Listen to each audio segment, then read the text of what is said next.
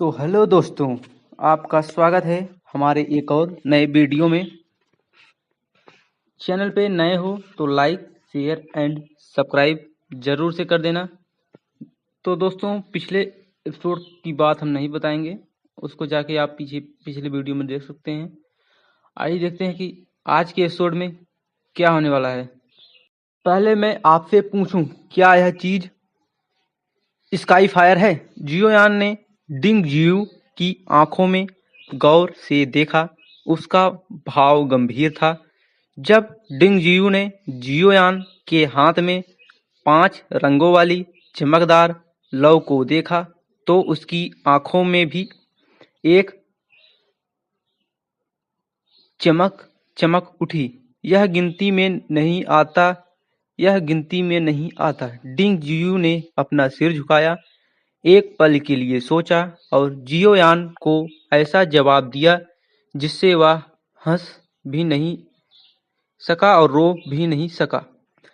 गिनती का क्या अर्थ है और नहीं गिनना का क्या अर्थ है? इस जगह पर यह निश्चित रूप से एम्परर फ्लेम के रूप में नहीं गिनी जा सकती।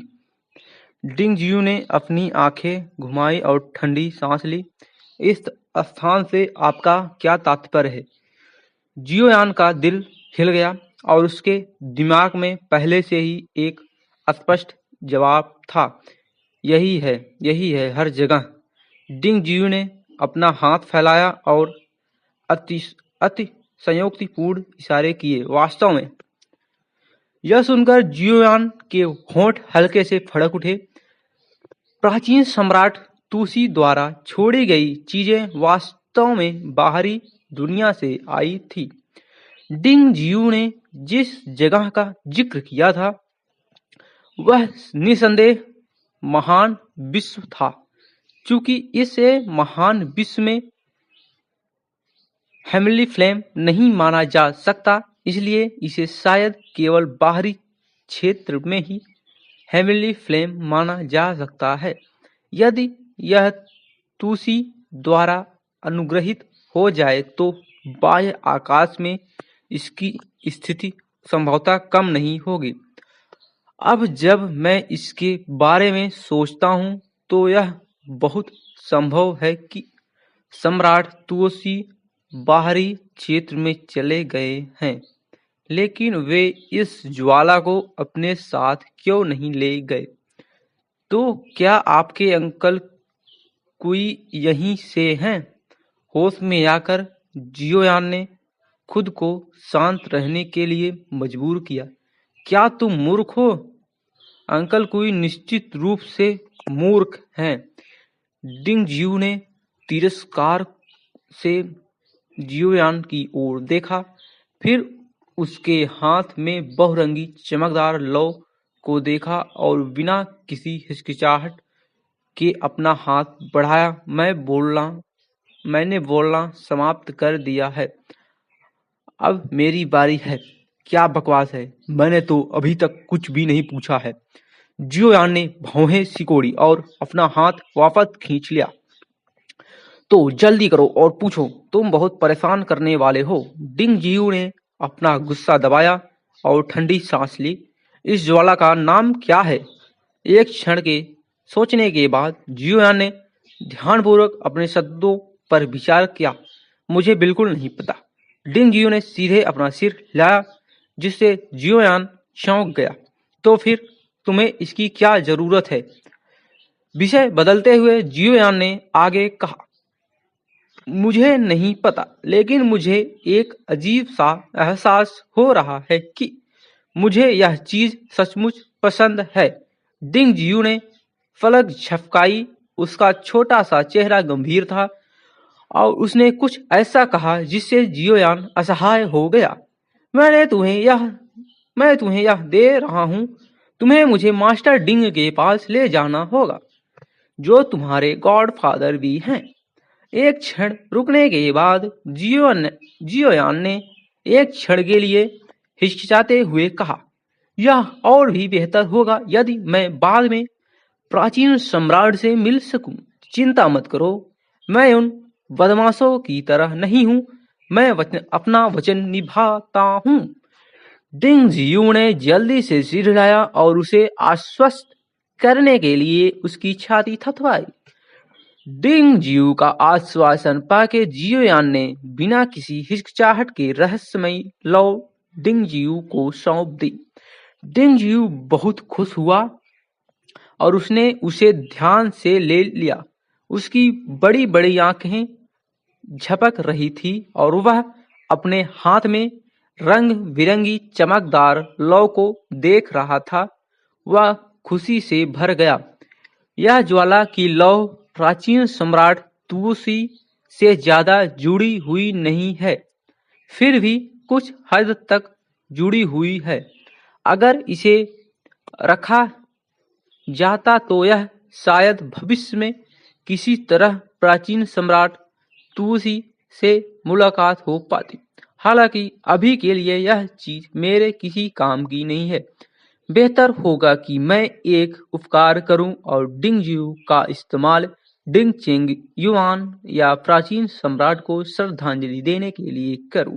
बेशक आगे की बात करें तो अगर मुझे सम्राट तुओसी से मिलने की क्षमता हासिल करनी हो तो इसे फिर से डिंग जियू से उधार लेने मुश्किल नहीं होगा। आप मुझे मास्टर डिंग से मिलने कब ले जाएंगे? आत्मसंतुष्ट डिंग जियू को देखते हुए जियोयान ने गहरी आवाज में कहा, चूंकि हम ओयांग गु के माध्यम से डिंग चिंगयुआन से संपर्क नहीं कर सकते, इसलिए यह छोटा सा लड़का मेरी एकमात्र उम्मीद है। यह मेरे मूड पर निर्भर करता है। यह सुनकर डिंग जियू की आंखों में एक धूर्त चमक आ गई और उसने आग की लपटों को अपनी पीठ के पीछे छिपा लिया और बेपरवाही से काम किया। तुम छोटे बदमाश, मुझे मात देने की कोशिश कर रहे हो। जियोयान ने उपहास किया और अपनी सम्राट ज्वाला को छोड़ दिया जिसका उद्देश्य डिंग जियू को निगलना था। अरे! यह देखकर डिंग जियू ने उपहास किया और अचानक अपनी छाती के सामने 5 रंगों वाली चमकदार लौ रख दी। जैसे ही उसकी मूल कुई प्रवाहित हुई, उसने वास्तव में जियोयान की सम्राट ज्वाला को अपने शरीर से रोक लिया। जियोयान के आश्चर्यचकित चेहरे को देखकर डिंग जियू ने मुस्कुराते हुए कहा, तुम मुझे बहुत कम आंकते हो। अब तुम्हें पता चल गया है कि मैंने यह चीज क्यों ली। जियोयान ने भौहें चढ़ाई। उसने उम्मीद नहीं की थी कि डिंग जियू सम्राट ज्वाला का विरोध करने के लिए इस ज्वाला का इस्तेमाल करेगा। आपने वह कैसे किया? जियोयान ने अपना काम रोक दिया। उसकी नजरें गंभीर थी। उसे अभी भी समझ नहीं आ रहा था कि डिंग जियू ने प्राचीन सम्राट तुसी से इतने कम समय में इस ज्वाला को कैसे अपने बस में कर लिया। मुझे कैसे पता? जिस क्षण मेरे हाथ में यह आया, मुझे ऐसा लगा कि मैं ठीक ठीक जानता हूं कि क्या हो रहा है।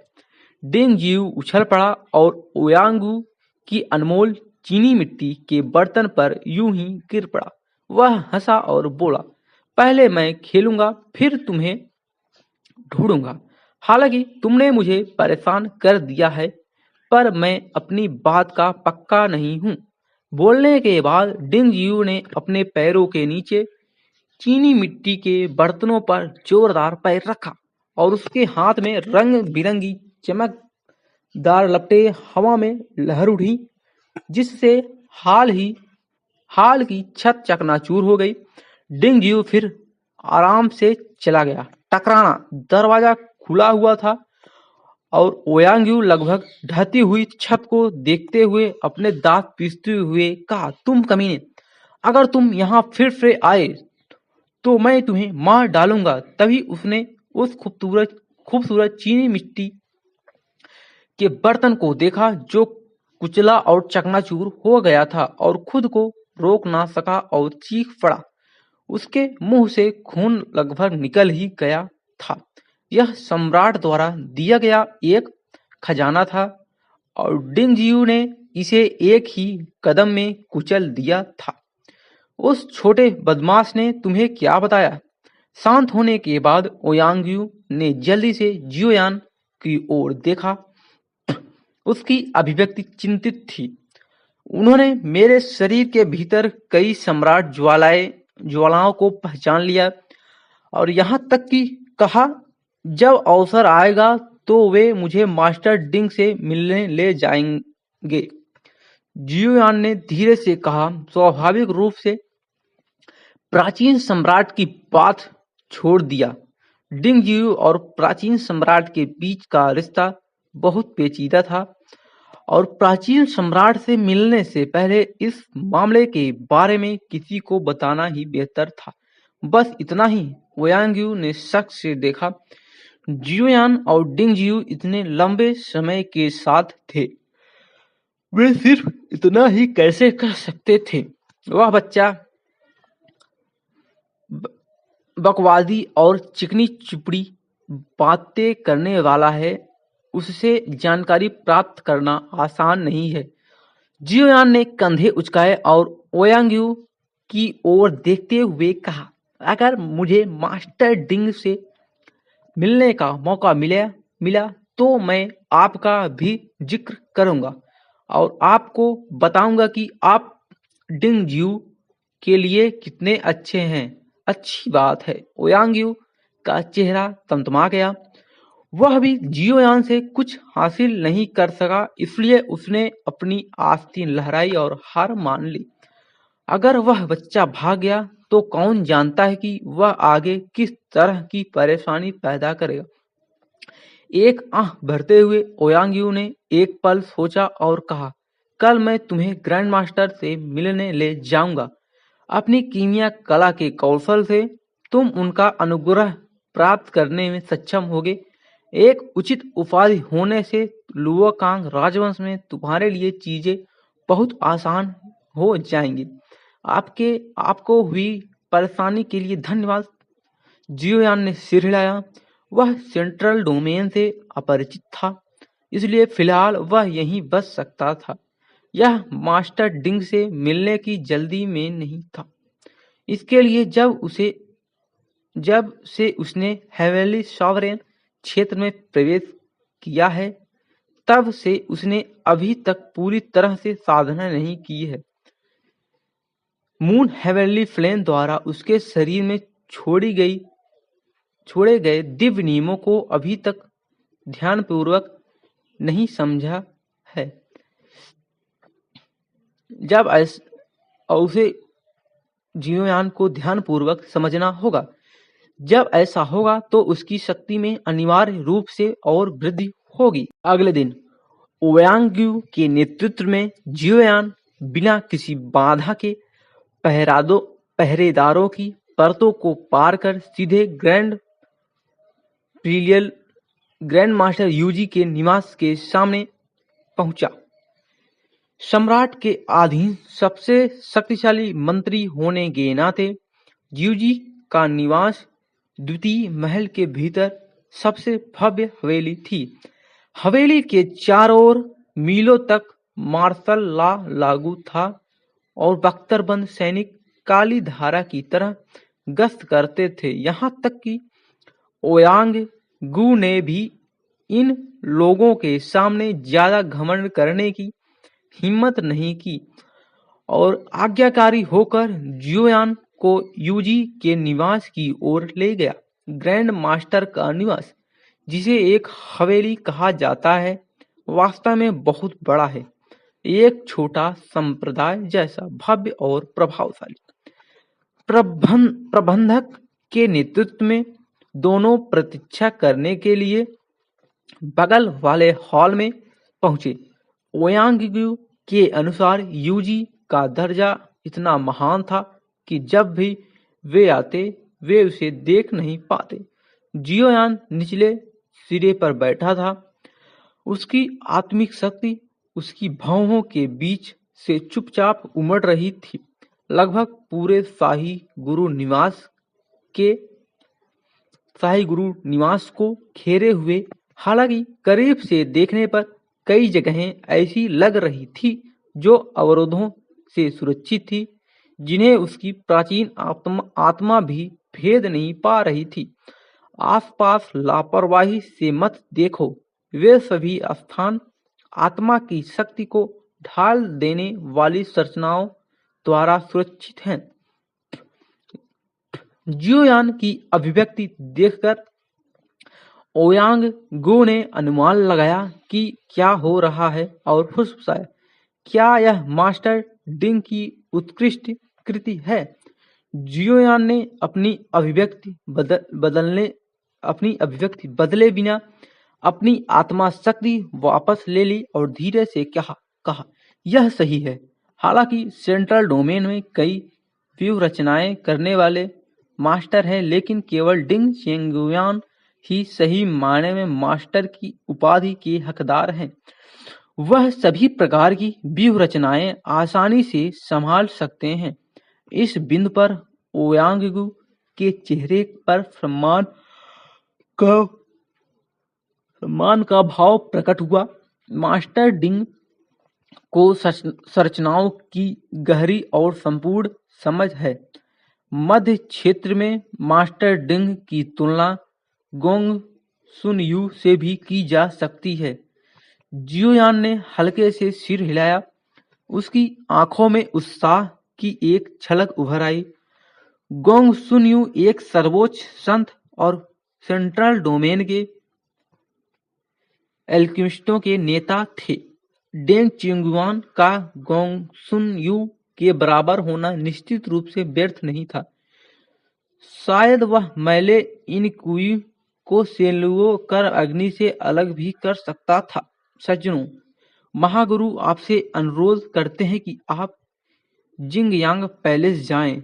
कुछ ही देर में एक खूबसूरत नौकरानी आई।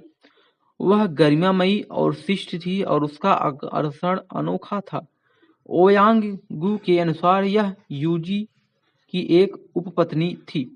जिंग यांग पैलेस वह जगह थी जहां यूजी अपने मेहमानों से निजी तौर पर मिलते थे। यह जानकर ओयांग यू के चेहरे पर उदासी छा गई।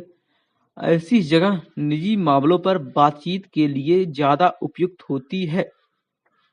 उसने अपने आने का उद्देश्य तो नहीं बताया था, लेकिन यूजी ने इसे माहौल में कुछ न कुछ जरूर सीखा था। ओयांग यू को बेचैनी महसूस हो रही थी, इसलिए दोनों जिंग यांग महल पहुंचे। महल के अंदर धूसर वस्त्र पहने एक बूढ़ा आदमी उनकी ओर पीठ करके हाथ में एक पुस्तक लिए खड़ा था, मानो पढ़ने में तल्लीन हो और उनके आगमन को पूरी तरह से अनदेखा कर रहा हो। आपका अधीनस्थ ओयांग यू महामहिम को नमस्कार करता है। एक लंबी चुप्पी के बाद ओयांग यू ने अपने दांत पीस लिए और बोलने से खुद को रोक नहीं सका। अंदर आए। काफी देर बाद यूजी ने अंततः अपने हाथ में रखी किताब बंद की और गहरी आवाज में कहा। ओयांग यू ने बिना किसी हिचकिचाहट के जल्दी से मुख्य हॉल में प्रवेश किया। उसके पीछे जियोयान चुपचाप चला गया। महाराज, यह जियोयान है, स्टार डोमेन की एल्केमिस्ट प्रतियोगिता का चैंपियन। उसकी गोली बनाने की कला शानदार है, मेरी तुलना में कहीं ज्यादा। अंदर प्रवेश करते ही ओयांग गु ने बड़ी ईमानदारी के साथ जियोयान का परिचय यूजी से कराया। जियोयान ने ऊपर देखा तो यूजी अपने ढलते हुए वर्षों में एक बूढ़े आदमी की तरह लग रहा था। उसके चेहरे पर झुर्रियां थी, बाल और दाढ़ी सफेद थी और आंखें धुंधली थी। उसमें कुछ भी असामान्य नहीं था, लेकिन आर्मरेस्ट पर रखे उसके दोनों हाथ बेहद मजबूत और शक्तिशाली लग रहे थे। जियोयान, स्टार डोमेन एल्केमिस्ट प्रतियोगिता में शीर्ष पुरस्कार क्या सम्मान है?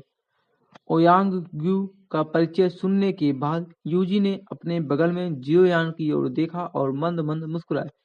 जैसे ही जियोयान अभिवादन का जवाब देने वाला था, यूजी ने अचानक विषय बदल दिया और गहरी आवाज में कहा, मैंने सुना है कि एल्केमिस्ट प्रतियोगिता का विजेता हेवनली मून पेन से मिल सकता है और भगवान के नियमों को प्राप्त कर सकता है। क्या यह सच है? जियोयान ने हल्की सांस ली और सिर हिलाते हुए कहा, बिल्कुल। उसके सामने खड़ा आदमी यूजी दिखने में साधारण था, लेकिन उसके अंदर इतनी विशाल मात्रा में मूल कुई थी कि उसने उस पर ध्यान दिया। वह शायद शून्य कानून क्षेत्र को पहले ही तोड़ चुका था। मतलब हेवनली सॉवरेन के बाद ये आता है शून्य कानून क्षेत्र। ठीक है, हेवनली सॉवरेन को कहते हैं स्वर्गीय पूज्य चरण। इसको इसमें लिखा है तो समझ लीजिएगा अपने हिसाब से। ठीक, शून्य क्षेत्र को पहले ही तोड़ चुका था और हेवनली सॉवरेन में एक उच्च स्तरीय विशेषज्ञ था। देवताओं के नियम, कितनी अद्भुत बात है। यूजी अपनी कुर्सी के पीछे झुक गया और आह भरने से खुद को रोक नहीं पाया। उनके स्तर के लोग दिन रात देवताओं के नियमों के बारे में सोचते रहते हैं, क्योंकि केवल इसी तरह उन्हें अंतिम बंधनों को तोड़कर संतत प्राप्त करने का अवसर मिल सकता है। यूजी की स्पष्ट टिप्पणी सुनकर ओयांग यू हैरान रह गया। उसके चेहरे पर थोड़ी शर्मिंदगी दिख रही थी। उसे समझ नहीं आ रहा था कि वह क्या जवाब दे। क्या यह ईश्वरीय नियम जो डिंग यू को इतनी आज्ञाकारी नींद देता है? अचानक यूजी ने अपनी आंखें खोली और जियोयान को गौर से देखा। उसकी आंखों में एक कठोर नजर चमक रही थी। डिंग यू, ओयांग यू ने सबसे पहले आश्चर्य से कहा, फिर अजीब तरह से हंसते हुए कहा, तुम्हें पता था? जैसे ही उसने यह बात की, ओयांग यू ने मन ही मन कोसा।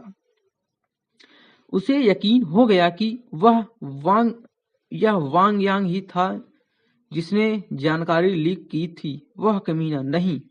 जियोयान ने भौहें सिकोड़ते हुए गहरी आवाज में कहा, क्योंकि यह ईश्वर का नियम नहीं है, तो क्या यह हेवनली फ्लेम है? आप एक कीमियागार है, जिसने स्टार डोमेन प्रतियोगिता जीती है, इसलिए आपके पास कुछ सम्राट ज्वालाएं होनी चाहिए। यूजी मुस्कुराते रहे। उनकी धुंधली आंखों में कोई भावना नहीं दिख रही थी, जिससे जियोयान की नसें तनावग्रस्त हो गई। शायद जियोयान ने अपने होंठ भीजे और शांति से बोला, भाई ओयांग, क्या आप जानते हैं कि मैंने अभी क्या समाचार सुना? यूजी ने जियोयान की ओर देखा, फिर ओयांग यू की ओर देखा और हंस पड़ा। क्या? ओयांग यू ने अवचेतन रूप से एहसास हुआ कि वह पूरी तरह से यूजी के विचारों का अनुसरण कर रहा था। डिंग जियू ने बाहरी शहर में शाही चाचा के एक महल को एक अजीबोगरीब ज्वाला से नष्ट कर दिया। यहाँ तक कि शाही अंकल के अधीनस्थ जो जल गुड़ी पवित्र कलाओं का उपयोग करते थे भी उसे बुझा नहीं सके। साधारण शाही ज्वालाओं में इतनी शक्ति नहीं होती, एक बच्चे के हाथों में तो बिल्कुल नहीं। जैसे ही उसने बात की, यूजी ने जियोयान की ओर देखा और मुस्कुराते हुए कहा, यह छोटा लड़का वास्तव में उदार है। उसने उस बच्चे को मिलते ही एक स्काई फायर दे दी।